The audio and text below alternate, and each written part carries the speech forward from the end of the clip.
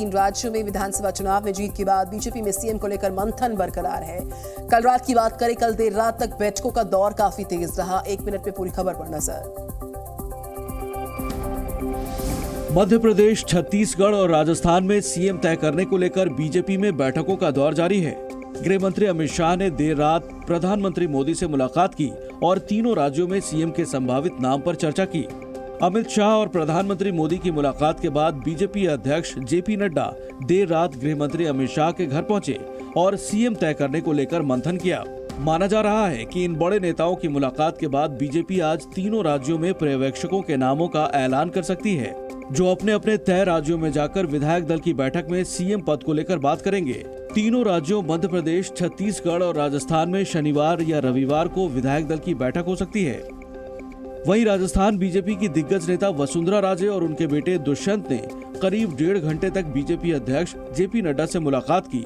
BJP में बैठकों के लंबे चले दौर के बाद उम्मीद की जा रही है कि तीनों राज्यों में सीएम पद को लेकर सस्पेंस जल्द ही खत्म हो जाएगा।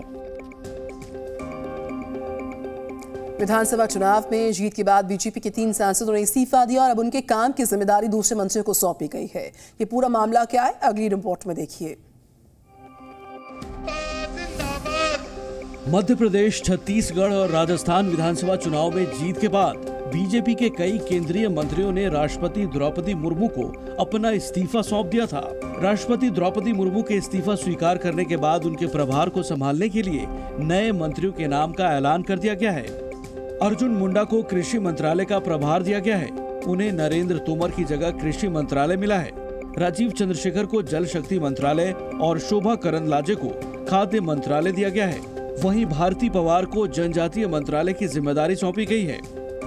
नरेंद्र सिंह तोमर और प्रहलाद पटेल ने मध्य प्रदेश में विधानसभा चुनाव जीतने के बाद पद से इस्तीफा दिया था।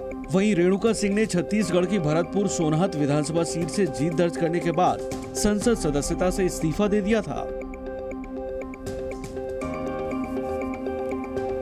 तो यूपी के सीएम योगी आदित्यनाथ गुरुवार को दिल्ली पहुंचे। उन्होंने प्रधानमंत्री नरेंद्र मोदी, बीजेपी अध्यक्ष जेपी नड्डा से मुलाकात की है।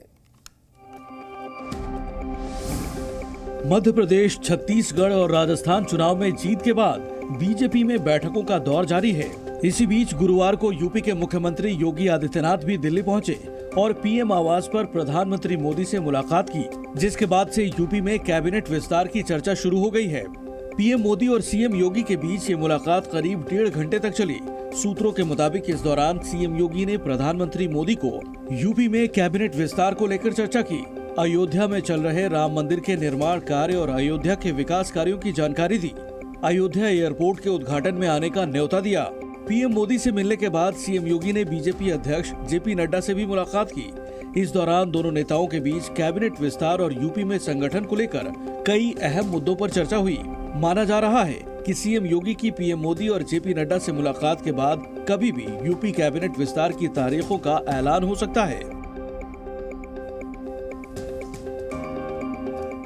महाराष्ट्र में शिंदे फडणवीस सरकार में तकरार नजर आ रही है अब, और एनसीपी के नेता नवाब मलिक को लेकर दोनों डेप्यूटी सीएम आमने सामने आ गए हैं। पूरा मामला अगली 1 मिनट की रिपोर्ट में देखिए। महाराष्ट्र के सत्ताधारी गठबंधन महायुति में एनसीपी नेता नवाब मलिक की संभावित एंट्री को लेकर उप मुख्यमंत्री देवेंद्र फडणवीस ने एनसीपी नेता अजित पवार को चिट्ठी लिखी है और नवाब मलिक को गठबंधन में शामिल किए जाने की कोशिश का विरोध किया है। अजित पवार को चिट्ठी में फडणवीस ने लिखा, नवाब मलिक को गठबंधन में लेना ठीक नहीं है। जिस तरह के आरोप उन पर हैं, उन्हें अपने साथ गठबंधन में लेना सही नहीं होगा, ऐसा हमारा मानना है। सत्ता तो आती जाती है, लेकिन सत्ता से ज्यादा देश महत्वपूर्ण है। दरअसल नवाब मलिक विधानसभा के शीतकालीन सत्र में सत्ताधारी गठबंधन के विधायकों के बीच बैठे नजर आए थे, जिसके बाद उनके महायुति गठबंधन में आने की अटकलें लगाई जा रही हैं, जिसका बीजेपी विरोध कर रही है। जिस प्रकार के आरोप नवाब मलिक की ओर है, वो आरोपों को देखकर उनके समर्थन का साथ या लेना यह भारतीय जनता पार्टी को मंजूर नहीं है। यही भूमिका माननीय देवेंद्र जी ने सम्माननीय अजीत दादा को लिखी है। वहीं जब फडणवीस की चिट्ठी को लेकर नवाब मलिक से बात करने की कोशिश की गई, तो उन्होंने कुछ भी बोलने से इनकार कर दिया। 3 राज्यों के विधानसभा चुनाव में बीजेपी की जीत के बाद विपक्षी नेताओं ने एक बार भी ईवीएम पर सवाल खड़े करने शुरू कर दिए हैं। एक बार फिर से सवाल जवाब ईवीएम पर शुरू हो चुके। देखिए रिपोर्ट। जम्मू कश्मीर के पूर्व सीएम फारूक अब्दुल्ला ने सवाल उठाते हुए कहा है कि ईवीएम में कई खामियां हैं जिन्हें दूर करने की जरूरत है। ईवीएम को देखना पड़ेगा। ईवीएम निकाली नहीं जा सकती क्योंकि ये बहुत बड़ी समस्या है लोगों में, और अगर हमें इलेक्शन जल्दी रिजल्ट चाहिए तो ईवीएम को किसी तरह से हमें ठीक करने की कोशिश करनी चाहिए कि जो आप वोट डालें वही निकले। फारूक अब्दुल्ला ने कहा कि उन्होंने मुख्यमंत्री रहते चुनाव आयोग से ईवीएम को लेकर बात की थी और चुनाव आयोग ने भी माना था कि ईवीएम में चोरी हो सकती है। जब ये ईवीएम मशीन आई थी, मैं मुख्यमंत्री था कश्मीर का, उस वक्त हमने ये सवाल किया था कि इसमें चोरी हो सकती है। उस वक्त इलेक्शन कमीशन के जो आदमी इस मशीन के साथ आए थे उन्होंने माना था कि इसमें चोरी हो सकती है। वहीं छत्तीसगढ़ के पूर्व सीएम भूपेश बघेल भी ईवीएम में खामी को लेकर फारूक अब्दुल्ला के बयान का समर्थन करते नजर आए। भूपेश बघेल ने ईवीएम को लेकर बीजेपी पर भी हमला बोला है। ईवीएम के बारे में कुछ बोलो, भारतीय जनता पार्टी बहुत जोर से मिर्ची लगती है। इतना जोर से क्यों लगना चाहिए? लगता है मतलब कुछ न कुछ तो कारण होगा। तो 3 राज्यों के विधानसभा चुनाव में बीजेपी की जीत के बाद विपक्षी नेताओं ने एक बार भी ईवीएम पर सवाल खड़े करने कैसे शुरू किए वो हम आपको दिखा रहे थे। तो वहीं पीएम की बात करें, उनका संकल्प किया है कि 2047 में आज़ादी के 100 साल पूरे होने पर भारत विश्व का सबसे विकसित देश बन जाए, और इसी मकसद से पीएम मोदी 15 नवंबर को झारखंड से भारत संकल्प यात्रा की शुरुआत करते नजर आए थे। उसके बाद से ही देश के कई राज्यों में विकसित भारत संकल्प यात्रा निकाली जा रही। विकसित भारत संकल्प यात्रा का मकसद देश के कोने कोने तक लोगों को केंद्र की योजनाओं का लाभ पहुंचाना है। अपने इसी मिशन के तहत प्रधानमंत्री नरेंद्र मोदी 9 दिसंबर को विकसित भारत संकल्प यात्रा के लाभार्थियों से बातचीत करेंगे। प्रधानमंत्री मोदी और लाभार्थियों के बीच ये बातचीत वीडियो कॉन्फ्रेंसिंग के जरिए होगी। इससे पहले गुरुवार को जम्मू कश्मीर के कई जिलों में विकसित भारत संकल्प यात्रा का आयोजन किया गया। किश्तवाड़ जिले में संकल्प यात्रा के दौरान छात्र, अधिकारी और आम लोग विकास का संकल्प लेते नजर आए। रामबन जिले में भारत संकल्प यात्रा के दौरान शासकीय उच्चतर माध्यमिक विद्यालय की छात्राओं ने गीतों के जरिए लोगों को जागरूक किया। वहीं जम्मू कश्मीर के काजियान इलाके में ढोल से मुनादी के जरिए लोगों को जागरूक किया गया। जम्मू कश्मीर के गांदरबल, उधमपुर, कठुआ और पुंछ में भी लोगों ने बढ़ चढ़कर विकसित भारत संकल्प यात्रा में हिस्सा लिया और विकास का संकल्प दोहराया।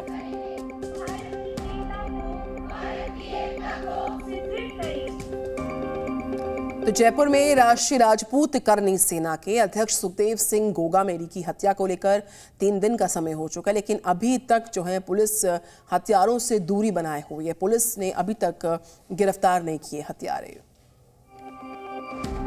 सुखदेव सिंह गोगामेरी की हत्या को 3 दिन बीत चुके हैं और उनके हत्यारों की तलाश में राजस्थान पुलिस ने दिन रात एक कर दिया है। पुलिस हर संभावना और हर पहलू पर काम कर रही है, लेकिन कोई सुराग अभी तक उनके हाथ नहीं लगा है। पुलिस राजस्थान से लेकर हरियाणा और पंजाब तक गोगामेडी हत्याकांड के आरोपियों की तलाश कर रही है। सूत्रों के मुताबिक पुलिस जांच में ये पता चला है कि सुखदेव की हत्या के बाद जयपुर से डीडवाना पहुंचे थे और वहां से एक स्विफ्ट कार किराए पर लेकर सुजानगढ़ तक गए और इसके बाद दिल्ली जाने वाली प्राइवेट बस से फरार हो गए।